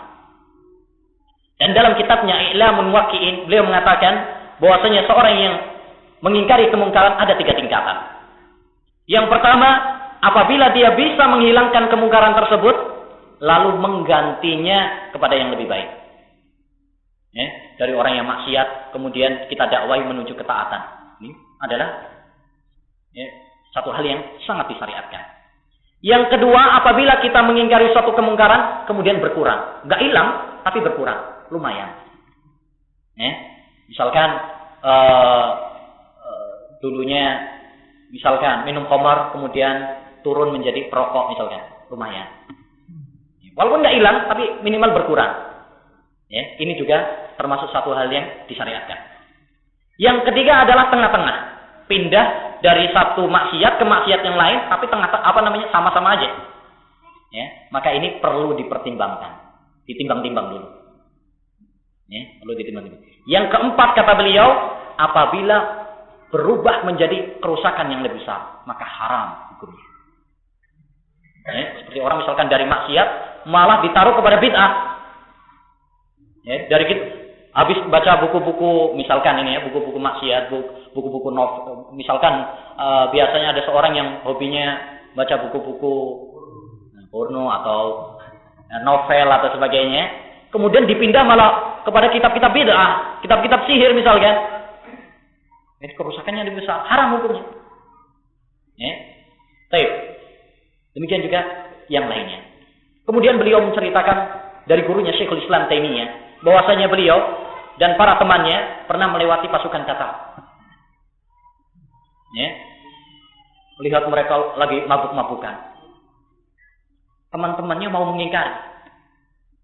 Nggak kuat, semangat, emosi melihat mereka melakukan minum-minum seperti itu. Kata Syekhul Islam, biarin aja. Biarkan aja. Kenapa? Karena itu lebih baik. Kalau mereka minum khamr, rusaknya mereka sendiri. Tapi kalau nggak minum khamr, mereka sadar malah membantai kaum muslimin. Ya kan? Kalau mereka mabuk, ya udah mereka sendiri yang rusak. Biarin aja. Tapi kalau pas mereka sadar, itu malah bahaya. Malah mereka membantai kaum muslimin, membunuh kaum muslimin, memperkosa wanita-wanita kaum muslimat. Sadis loh. Kalau kalian lihat tentang sejarahnya pasukan Tatar, sadis. Diceritakan Imam Ibnu Katsir dalam Bidayah Nihayah, ngeri. Diceritakan sampai mereka merobek perut-perut wanita hamil dari wanita-wanita muslimat dan sebagainya. Dan itu Syekhul Islam dengan fikihnya, fikih dakwahnya dia biarkan aja. Mereka minum khamr itu lebih ringan daripada kalau sadar. Nah, jadi di sini hendaknya bagi seorang dai ila Allah Jalla wa Ala untuk menimbang antara maslahat dan madarat di dalam berdakwah. Sekarang banyak seorang yang berdakwah tidak memperhatikan kaidah yang sangat penting ini, sehingga mereka berdakwah kemudian malah menimbulkan kerusakan yang lebih besar. Maksudnya adalah untuk memperbaiki, tetapi mana merusak. Bukankah penghubungan sekarang? Mereka juga bermaksud untuk dakwah, untuk jihad, tetapi apa yang terjadi? Kerusakan yang lebih besar. Nah, yang terakhir, pembahasan yang terakhir adalah tentang akhlak doa. Akhlak yang hendaknya bagi seorang dai ila Allah Jalla wa Ala untuk menghiasi dirinya tatkala berdakwah ila Allah Jalla wa Ala. Dan akhlak ya ikhwani termasuk suatu hal yang sangat ditekankan dalam Islam. Rasulullah sallallahu alaihi wasallam pernah mengatakan, "Innama bu'istu liutammima makarimal akhlak." Sesungguhnya saya diutus untuk menyempurnakan akhlak yang mulia. Pakai apa? Innama, yang dalam bahasa Arab itu adalah lil hasr, pembatasan. Jadi seakan-akan Nabi Muhammad sallallahu alaihi wasallam diutus ke muka bumi ini untuk masalah akhlak. Hal yang menunjukkan kepada kita betapa pentingnya akhlak dalam agama Islam. Lebih penting lagi bagi seorang da'i ilallah, seorang yang berdakwah. Ya. Bagaimana dia berdakwah kalau kemudian akhlaknya bejat? Apakah dakwanya akan diterima oleh masyarakat? Ya. Oleh itu, satu bekal yang sangat penting bagi seorang da'i ilallah untuk menghiasi dirinya dengan akhlak yang mulia. Ya. Semalam saya ceritakan tentang masuknya masuknya agama Islam ini ke Indonesia ini. Dengan apa? Apakah dengan jihad? Apakah dengan pedang? Tidak. Dengan akhlak. Yang konon ceritanya orang-orang Gujarat Arab yang datang sebagai pedagang ke Indonesia ini, kemudian mereka menampakkan akhlak-akhlak yang bagus. Kemudian banyak orang-orang kita yang tertarik.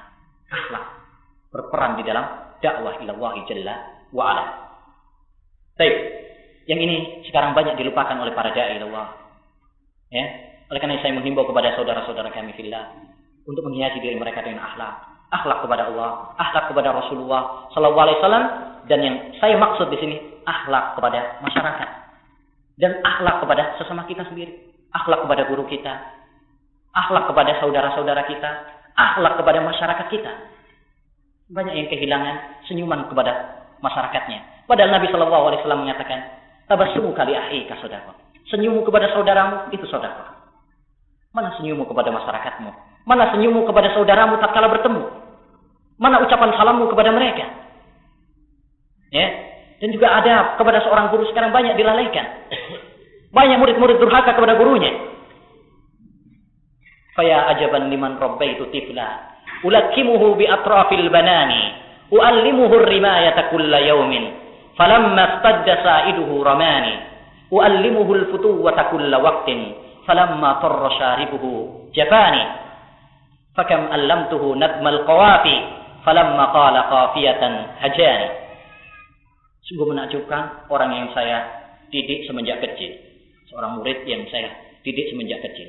Ulakimuhu bi atrafil banan, saya menyuapinya dengan tanganku ini.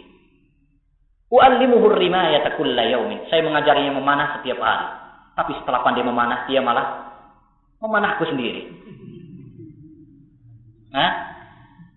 Uallimuhul futuwata kulla waqtin, saya mengajari akhlak yang mulia kepadanya setiap waktu. Falamma tarra sharibuhu jafani, setelah tumbuh kumisnya, dia malah berbuat kasar padaku. Fakam allamtuhu nadmal qawafi, falamma qala qafiyatan hajani. Betapa sering saya mengajarinya untuk membuat sebuah syair, puisi. Setelah baru bikin bisa syair satu puisi saja, dia malah membuat puisi yang berisi celaan kepadaku. Ini namanya murid edan. Nah, kebaikan seorang ustaz, kebaikan seorang guru, hendaknya kita syukuri. La yashkurullah man la yashkurun nas. Tidak bersyukur kepada Allah Subhanahu wa taala seorang yang tidak bersyukur kepada manusia. Bahkan dalam kitab Tadhkiratus Sami' wal Mutakallim oleh Ibnu Jama'ah Al-Kinani, beliau menyebutkan, wa yanbaghi li talibil ilmi ay yad'u li shaykhihi tula hayatihi wa yura'iya huquqahu wa huquqa dzurriyyatihi. Hendaknya bagi seorang penuntut ilmu untuk menjaga, untuk mendoakan gurunya setiap waktu, setiap saat dia mendoakan gurunya karena dia telah berjasa besar. Setiap waktu dia doakan dan menjaga hak-haknya dan hak-hak kerabat dan anak-anaknya. Baik. Adapun akhlak para dai ila Allah jalla wa ala sangat banyak, tetapi kita ringkas pada beberapa poin berikut. Yang pertama adalah ikhlas karena Allah Subhanahu wa taala. Hendaknya seorang dai ila Allah jalla wa ala mengikhlaskan niat di dalam dakwahnya hanya untuk karena Allah Subhanahu wa taala, mencari ridha Allah Subhanahu wa taala, bukan karena popularitas, bukan karena pamer, bukan karena pujian dan sebagainya. Apalah artinya dia berdakwah kalau kemudian dia berdakwah untuk dirinya. Qul hadhihi sabili ad'u ila Allah, untuk Allah Subhanahu wa taala, bukan menyeru kepada dirinya, bukan menyeru kepada partainya, bukan menyeru kepada kelompoknya. Tidak, tetapi dia berdakwah untuk Allah Subhanahu wa taala. Oleh karena itu, ya akhi, ikhlaskan niatmu dalam berdakwah kepada Allah Subhanahu wa taala. Kalau kamu ikhlas, maka kamu akan diberkahi oleh Allah Subhanahu wa taala dimanapun kamu berada dan berapapun jumlahnya orang yang akan menerima dakwahmu atau mendengarkan ceramahmu. Lihatlah para nabi alaihi salatu wassalam yang dikisahkan oleh Nabi alaihi salatu wassalam, uridat alayya al-umam fara'aitu an-nabiyya wa ma'ahu ar-rab wan nabiyya wa ma'ahu salasa wan nabiyya wa ma'ahu isnan wan nabiyya wa laysa ma'ahu ahad. Dinampakkan kepadaku nabi-nabi. Ada seorang nabi yang bersamanya 3 sampai 10 yang ikut kepadanya. Pengikutnya 3 sampai 10. Ada seorang nabi yang bersamanya 2 orang. Ada seorang nabi yang cuma 1 orang pengikutnya. Ada seorang nabi yang tidak punya pengikut sama sekali. Kita alhamdulillah sekarang ini berapa orang ini? Terima kasih kepada Allah Subhanahu wa taala. Ya kan? Walaupun yang mengikuti kepada kita 1 orang, 2 orang, ya, kalau kamu ikhlas karena Allah Subhanahu wa taala, ya, ajarkanlah kepada mereka. Karena niatmu adalah pahala, bukan mencari masa. Ya, niat kita adalah mengajarkan kepada manusia. Alhamdulillah mereka menerima dakwah kita, alhamdulillah. Ya. Yang kita pentingkan adalah kualitas, bukan kuantitas. Dakwah salafiyah sangat mementingkan kualitas, bukan kuantitas, bukan banyaknya orang seperti dakwah-dakwah yang lainnya. Mungkin mementingkan adalah bagaimana mengumpulkan massa, tapi dakwah kita tidak. Ya, mengajarkan kepada umat agama yang murni, tauhid yang murni, sunnah Nabi Muhammad sallallahu alaihi wasallam. Ya, jadi ini bekal yang paling utama, yaitu ikhlas karena Allah Subhanahu wa taala. Tidak ada artinya seorang yang berdakwah, beribadah tanpa fondasi yang utama ini. Sia-sia. Baik, yang kedua, akhlak seorang dai adalah al-ilm. Hendaknya dia membekali dirinya dengan ilmu. Allah Subhanahu wa taala berfirman, "Qul hadhihi sabili ad'u ila Allah 'ala basiratin." Saya berdakwah kepada Allah di atas ilmu. Karena kalau kamu tidak memiliki ilmu, apa yang kamu sampaikan? Ya, tidak boleh kita berfatwa tanpa ilmu. Wala taqfu ma laysa laka bihi ilm. Innas sam'a wal basar wal fu'ad kullu ulaika kana anhu mas'ula. Jangan kamu berfatwa mengatakan tanpa ilmu. Semua anggota badan kita akan dimintai pertanggungjawaban di sisi Allah Subhanahu wa taala. Oleh karenanya lihat Nabi Muhammad sallallahu alaihi wasallam tatkala mengutus para sahabatnya untuk berdakwah, apakah sembarangan orang yang diutus untuk berdakwah? Ya, orang-orang Badui yang baru masuk Islam apakah langsung diutus untuk dakwah? Tidak. Yang diutus adalah Mu'adz bin Jabal. Siapa Mu'adz? Fuqaha sahabat. Ali bin Abi Thalib.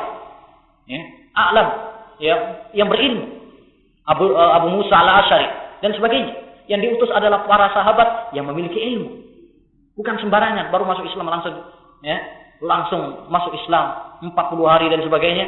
Padahal mereka tidak memiliki ilmu sehingga merusak lebih banyak daripada memperbaiki. Ini bukan dakwah Nabi Muhammad sallallahu alaihi wasallam. Ya. Karena dakwah kita adalah dakwah yang dibangun di atas ilmu. Dari sini, ikhwani, saya menghimbau kepada semuanya, hendaknya kita semuanya menyibukkan diri kita dengan ilmu yang bermanfaat. Mari kita semuanya menyibukkan dengan ilmu yang bermanfaat. Al-Quran, hadis Nabi sallallahu alaihi wasallam. Apabila kita menyibukkan dengan ilmu ini, insya Allah, ya, masih banyak ilmu yang perlu kita gali. Masih banyak ilmu-ilmu yang belum kita ketahui. Betapa banyak kita mempelajari ilmu, semakin akan kita terasa bahwasanya kita itu masih kurang ilmunya. Masih banyak kitab-kitab yang belum kita baca. Ya, Al-Quran aja sama tafsirnya mungkin belum kita khatam. Ya. Kenapa kemudian kita menyibukkan diri dengan perkara-perkara lain yang tidak bermanfaat? Jangan sibukkan dengan qil wal qal. Ya, si fulan mengatakan begini tentang ustaz fulan seperti ini. Apa manfaatnya? Ya, hal itu malah akan membuat engkau putus asa dari talabul ilm. Sehingga engkau akan memutuskan dari majlisul ilm. Oleh karenanya sibukkan diri kita dengan talabul ilm, ya, jangan sibukkan dengan qil wal qal. Insyaallah itu akan lebih bermanfaat, akan menambah keimanan kamu daripada menyibukkan sesuatu yang tidak menambah keimanan bagi kita semuanya. Nah, kemudian yang ketiga adalah hendaknya bagi seorang dai ila Allah jalla wa ala al-hikmah. Ya. Hikmah, lin wa rifq. Lemah lembut di dalam dakwah ila Allah jalla wa ala. Allah Subhanahu wa taala berfirman, "Fa bima rahmatin min Allah lintalahum Walau kunta faddan ghalidhal qalbi lam faddu min haulik. Dengan rahmat Allah Subhanahu wa taala kamu bisa lembut terhadap mereka. Coba kalau seandainya kamu wahai Nabi orang yang keras, ya, maka mereka akan lari dari dakwahmu. Naam, sikap keras dalam dakwah ila Allah tidak bermanfaat, melainkan hanya melarikan manusia dari dakwah. Rasulullah SAW bersabda, "Inna minkum munaffirin." Sesungguhnya di antara kalian ada orang-orang yang melarikan manusia dari dakwah. Nabi Muhammad mengatakan kepada siapa? Para sahabat. Kalau itu kepada para sahabat, bagaimana dengan kita? Ada di antara kita yang melarikan manusia dari dakwah dengan akhlak kita yang keras, ya, dengan uslub bahasa kita yang keras. Ya, ikhwan, kelembutan sangat bermanfaat dalam dakwah ila Allah Jalla wa ala. Menakjubkanku ucapan Syekhul Albani rahimahullahu taala.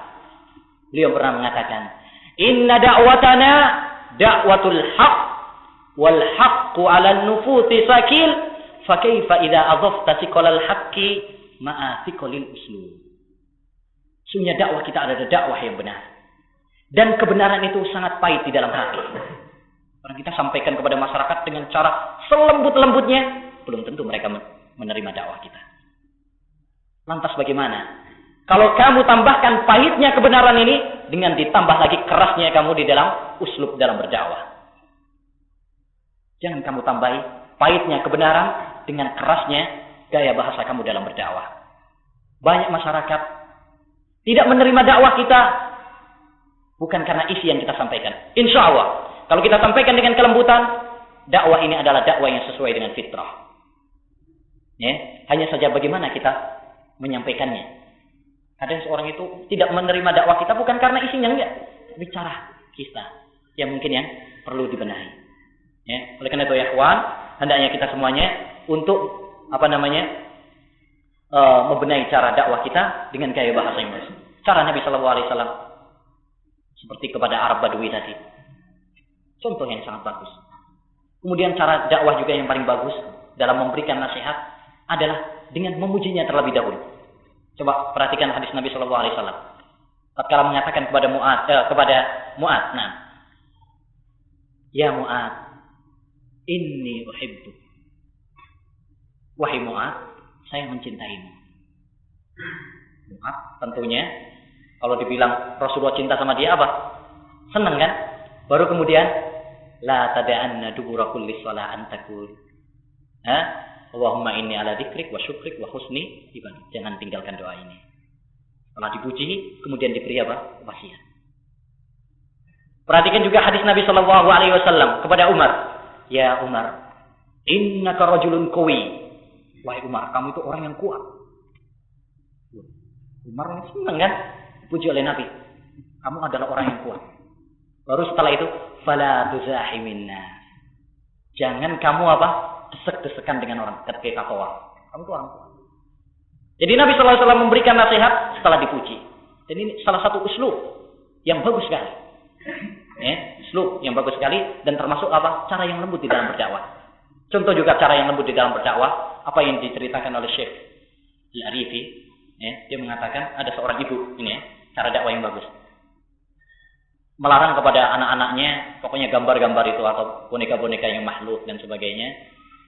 Yang dia mengatakan bahwa misalnya ya seperti itu adalah nanti membuat malaikat nggak masuk ke rumah kita dan sebagainya. Suatu saat ada seorang putrinya dikasih oleh bibinya,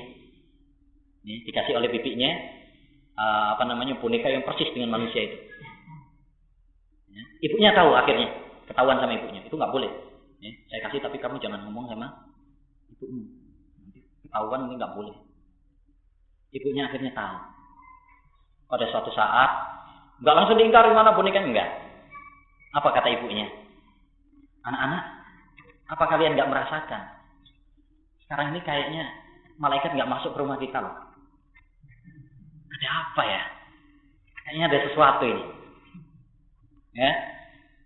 Setelah itu anak yang kecil tadi, langsung pergi ke kamarnya. Bu, ini loh yang membuat malaikat nggak masuk ke rumah kita. Ini juga cara dakwah yang baik. Nggak langsung di frontal. jadi enggak. Ya, dengan sindiran dan sebagainya. Ini juga apa? Sangat. Tapi yang perlu kita sampaikan di sini bukan berarti dengan kelembutan kemudian kita pelin-pelan atau tidak basa-basi, ya. Mau menerangkan tauhid, enggak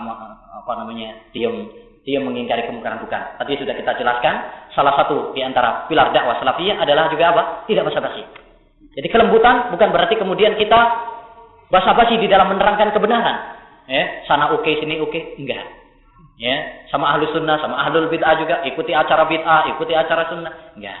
Ya, bukan seperti itu maksudnya. Kelembutan dalam uslub berdakwah ilallahi jalla wa ala. Baik, ada masalah-masalah yang lain. Saya kira itulah yang terpenting. Seperti masalah sabar dalam berdakwah. Saya kira semua kita sudah mengetahuinya. Bahwasanya hendaknya kita semuanya sabar di dalam dakwah.